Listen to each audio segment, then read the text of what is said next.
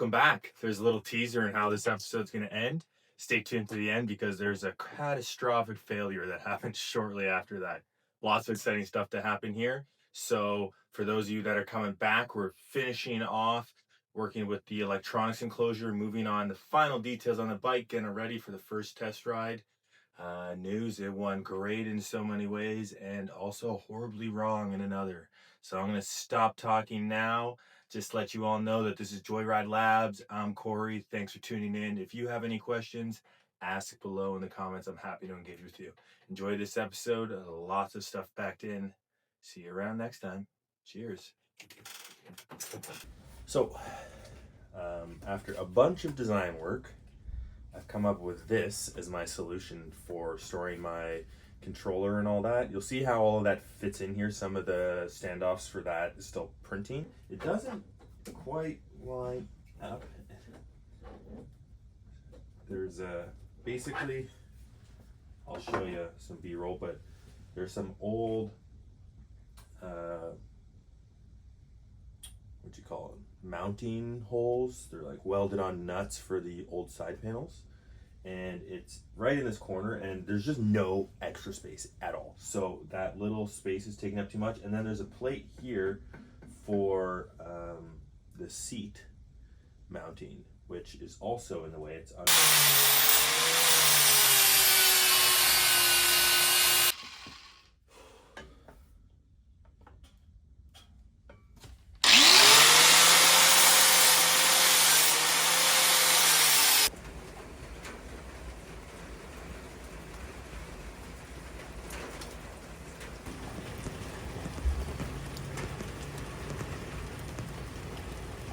it's in.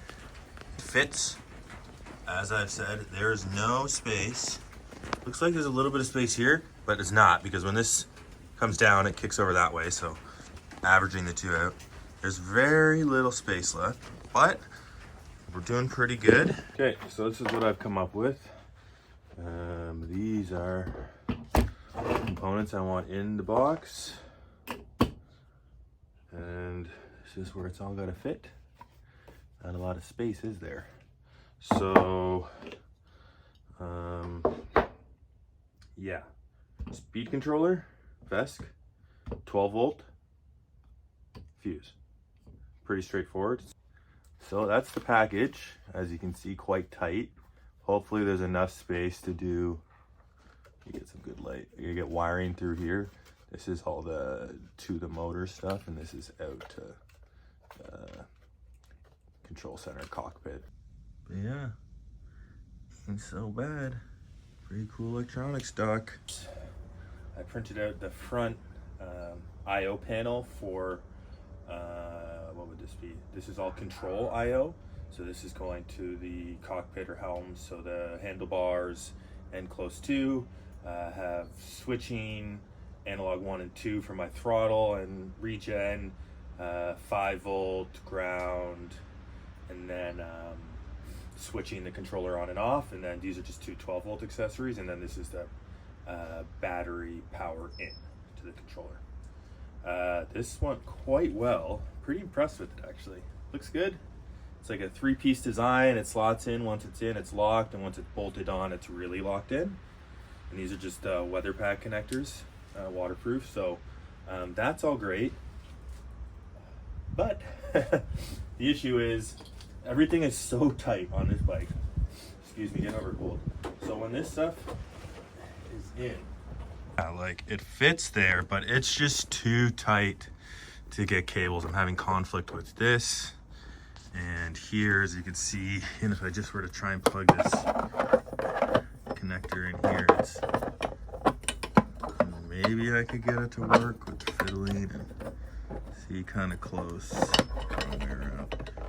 But it's just a finicky nightmare. So that being said, I think I have space although it's tight in here, I don't need all of that space. I'm going to come back with this design, redesign it a bit, and it'll push this forward or back, whatever that is, and it'll give some more space for the I/O. It'll make the I/O panel a little bit bigger.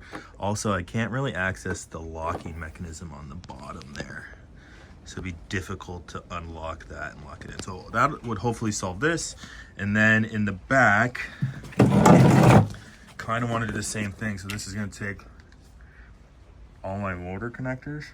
I'm going to run a weather pack, the same 6X, but just the other side so they can't get CrossFit. But like, it's just so tight. And then this side, it could work if I like angle it. Like that does work. But once again, although it's tight in here, I don't need this space for anything. So I think I'm gonna run the exterior of the panel to there. That'll give me more space to do that, and then I'll have the motor phasing, 1, 2, 3 phasing coming in through here as well. Kind of close up this gap here on both sides. I'm going to not bother tacking that on now. I'm going to take the whole bike apart now and then get these welded in and then paint the frame.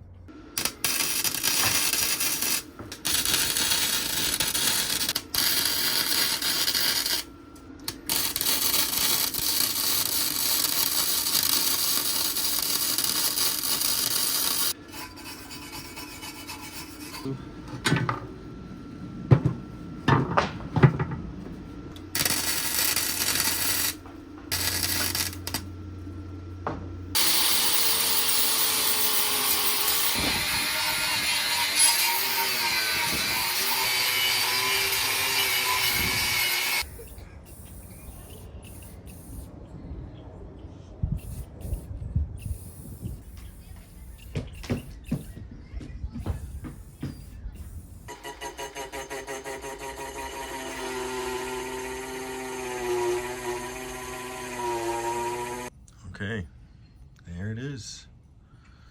Reduced in size, and I even managed to get a little taper on it. Let's see, so it fits into the chain quite well. Grab the chain.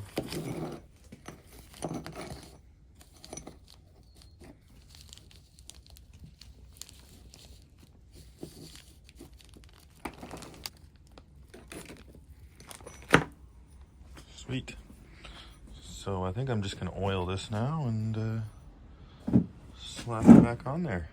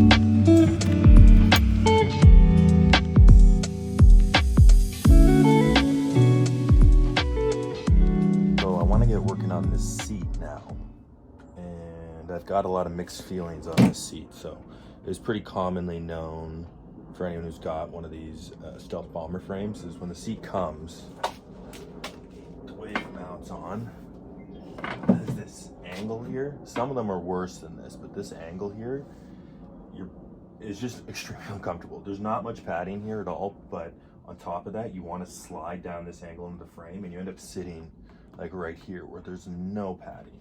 It's quite uncomfortable. So what a lot of people do is what I had done in the past is they put spacers here. I had this kind of rigged up from before, and it was just to allow for spacement which gives it a more flat angle. Something like that, the space within. I don't know. And as you can see, this becomes more flat.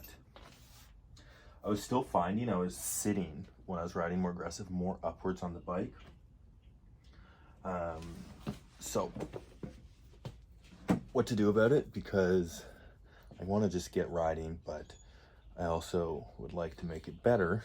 So yeah, I'm a little torn. I think the best thing to do is to keep, I've thought about like mounting up here and changing all the structure, but I think it makes sense to keep the stock mounting location, so it gives me availability to use an aftermarket seat, which are available. They're just like 150 bucks, 160 bucks Canadian once it's shipped. And I'm not quite ready to pay that, because I think I can pad this seat out. If I take this off and change the foam in here, I think I can make this work. All that being said, in order to get the right position where the seat sits more forward and still uses these same mounting brackets, I think I need to take this frame apart.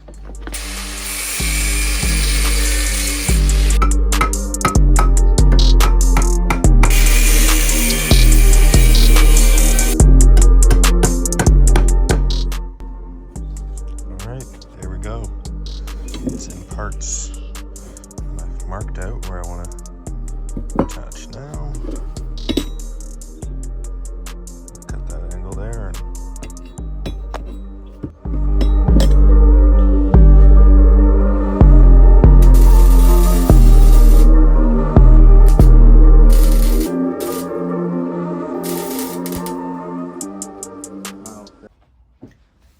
Okay, so it's the next day. I worked late last night working on the seat. This is what I've got now. So the orientation actually is like this. This was all mostly original through here, and then these pieces here, and then I've added in this trussing on the bottom because this is shifted down. There's no, I can't brace this way, the seat's in the way, so this is my theory of bracing and maybe some grips. So that's what I got. Hopefully it'll hold up. I did notice that the previous seat was bent, which is why I went ahead with putting some of this 125 wall square tube in, which made it quite heavy, but I don't want the seat to bend or break when I'm using it. So pretty happy with that. That's gonna mount on here like that. The seat pops into it like that. So there we go. It's a more flat seat. It's more forward because my body weight is right here. There's more cushion in this part of the seat. And I'm using the original mounting location. So if I do decide to buy another seat or make one, it'll be more universal to other bomber frames or other seats for bomber frames.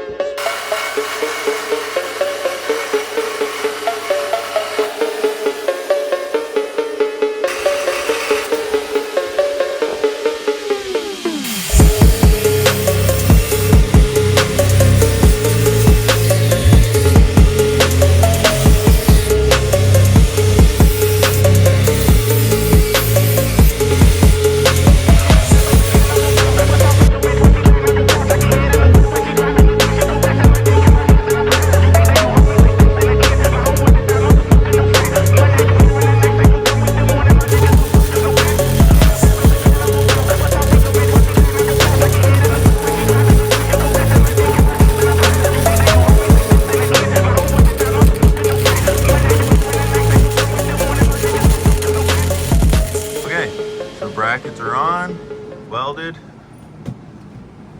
This has been cut off, scrap ones on the ground. I put in something a little thicker there. Don't mind my booger welds. They will do what they gotta. If they don't, I'll fix them. So I'm gonna paint this, get the frame done with. All right, exciting time. We're starting to wire, which means I am very close to riding the bike. So I think I've got everything I need here, connectors, the units, the modules, the enclosures, tools. So hopefully I can just get at it right now. I've got all my paperwork here for the motor, for more motor stuff, and for the Tronic controller. So hopefully that answers any questions I have as I go at it. And it's pretty straightforward, so I'm going to get to it.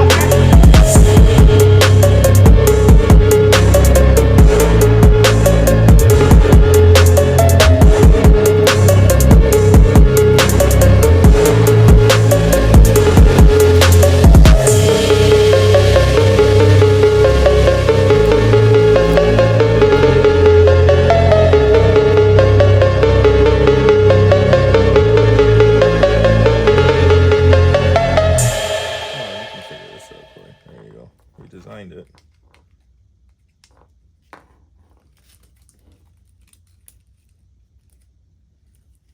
You're gonna want to be like that.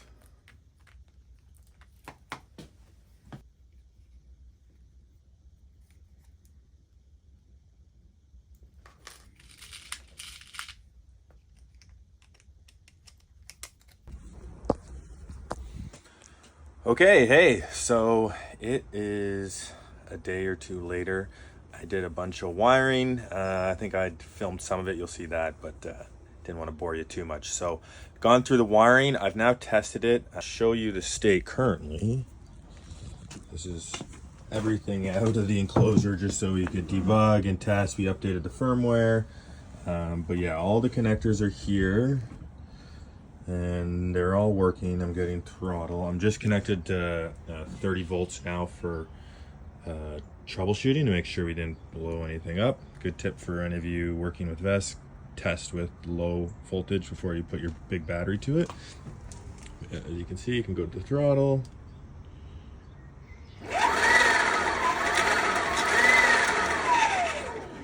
So there we go. That's it. I also was having some problems. So you switch to these weather pack connectors here, which I do like. It's supposed to be watertight and good for 10 amps, which I am nowhere near on any of these. But I was having an issue with a few connectors, and I bought this Bluetooth, cheap little Bluetooth, not Bluetooth, e-bike testing kit. It was great. I was able to put my weather pack connector on the hall sensors, and I could test the hall sensors and make sure everything's running great, and it has all these other different testing scenarios. And it's just a cheap little controller, but honestly I think it's definitely worth the 20 bucks or whatever it costs for doing quick little debugging like this. So yeah, I'll get eventually the rest of these on WeatherPack. I think that's the connector type I'm going to stick with for the next little bit. So the plan now is to wrap everything up in the enclosure and get it on the bike, get the seat on, get the battery. This isn't the right enclosure, but I'll get it maybe in there or the battery just strapped on, and then move through to troubleshooting. Yeah, that's the plan where we're at. Exciting, very close to being able to ride the bike, and it is beautiful outside right now. So it's finally e-bike weather. So I'm itching to get out. Itching. So I'll see you soon once that's all back together. Cheers.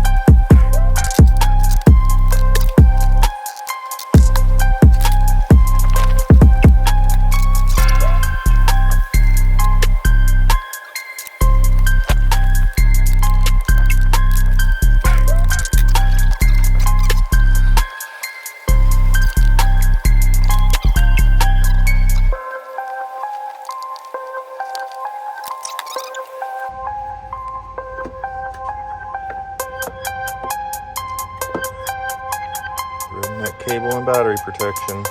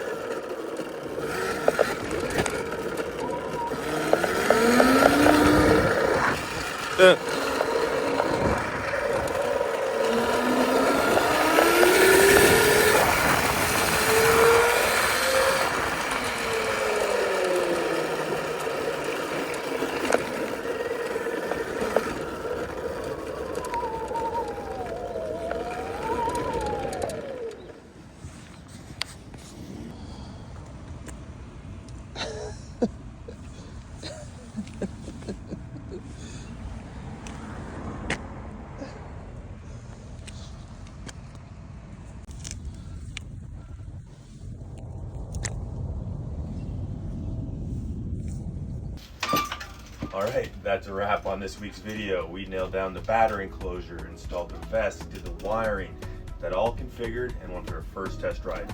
All great, exciting things, and the bike's really coming along. Obviously, at the end of the video, you saw I ripped the drivetrain off the bike and smashed my battery enclosure. So if you care to see how I resolve those issues, make the bike bigger, better, and stronger for future rides, please consider subscribing to be notified when my new videos come out. If you like, it helps these videos get some momentum, so I'd appreciate that as well. And either way, I hope to see all of you again shortly in the future.